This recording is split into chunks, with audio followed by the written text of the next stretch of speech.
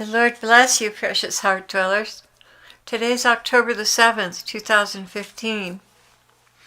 And the Lord began tonight by saying, I want to talk to you about the coming tribulation. In all of history, there will never again, nor has there been before, a time such as this. Men will be at their wits' end trying to figure out what to do next. Nothing will make sense to them, and everything will be topsy-turvy. I am trying to prepare now those who will be left behind. There's no sense to accumulating wealth, position, and power, because everything will be scrambled and reorganized based on loyalty to the New World Order. Any Christian right now that is posturing for higher positions is going to hit a brick wall after the rapture. There's no need to be alarmed, just informed. Those who are left behind will have to switch their priorities from making money to surviving. And I don't mean surviving physically alone. Yes, survival must also be spiritual, understanding and being sensitive to the movement of my spirit. It is by my spirit alone that protection will be rendered to those left behind. Nothing of man's design will bring peace for families. Only my ability to save and protect will be found effective. Witness Ruby Ridge. My dear ones left behind, you cannot count on the guns to protect you. You must turn wholeheartedly to me and ask for my protection. I will protect you supernaturally if I am your only recourse. Those who live by the sword will die by the sword. And here I just want to take a break and remind you of the movie The Mission. For those of you who saw it, it's a wonderful movie for those of you who haven't. But the final scene was when the mercenaries were coming in to kill all the natives into the jungle.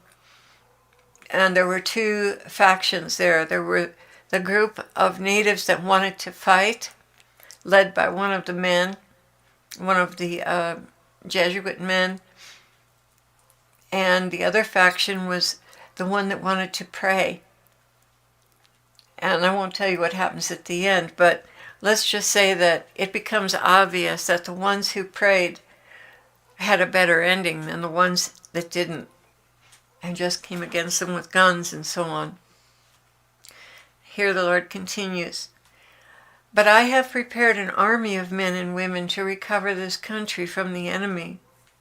They will swing into action and have an active part in taking ground away from the order. Never since the history of man has there been such a time as what is coming, and never since the history of man has my protection been as strong as it will be. But there are certain rules you must live by. Honesty is first and foremost. Vigilance over your own sins and bad example. The devils are clever, and they know how to provoke a soul to cause a breach in their covering. Charity, humility, and patience also score high on the list of things targeted and necessary to maintain my protection. Come to me immediately when you fall. Don't waste a moment. Make a sincere confession and renounce that sin.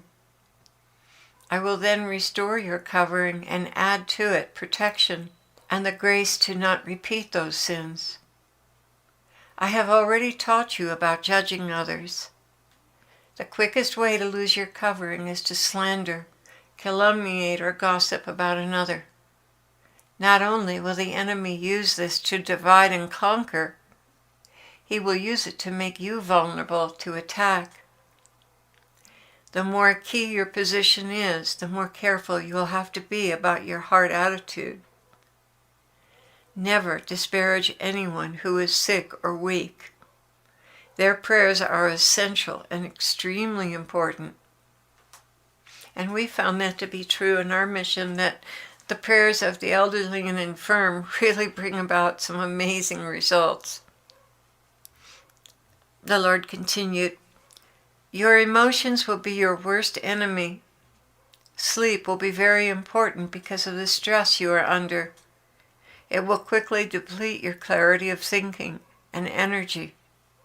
This will be a time of survival techniques, especially spiritual survival techniques. Prayer and charity will increase your chances of survival, and prayer will be your number one most powerful weapon. The enemy is very sly, and he will insinuate many things to turn you against each other. Sitting down and talking it out candidly, honestly, will completely foil his attempts to turn each of you against another. And of course, I'm sure I would like to add repentance to that.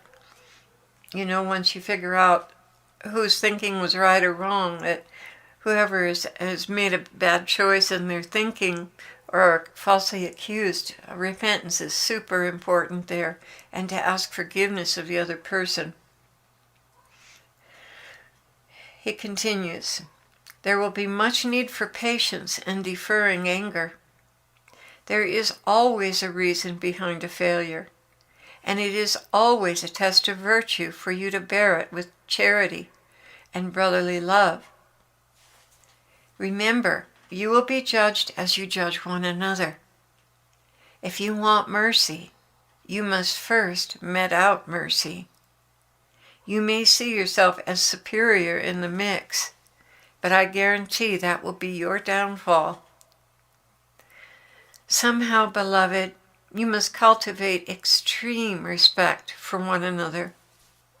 It may look to you that another is inferior to you, but I look upon the heart, and he who loves more is superior in my viewpoint. You may excel at many things, but if you have not charity, well, that will only buy you pride and vainglory. There are souls that are so interiorly kindly and well disposed that even the most brilliant and accomplished person is far inferior to them.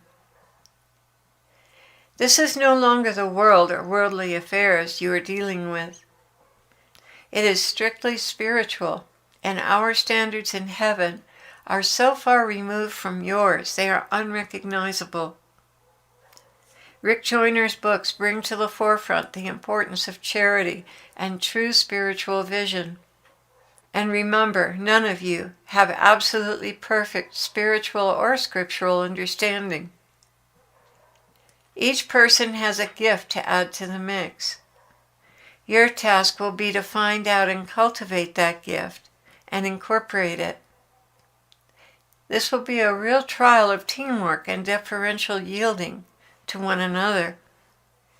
And how well you take care of the weakest link will determine your success or your failure. Whenever you feel threatened, your first recourse is prayer. This should be your very first response. There will be many misinformation campaigns, as there always are in war, to turn attention away from what is really important. If you rely on me alone for your information, you will not fall for these sidetracks.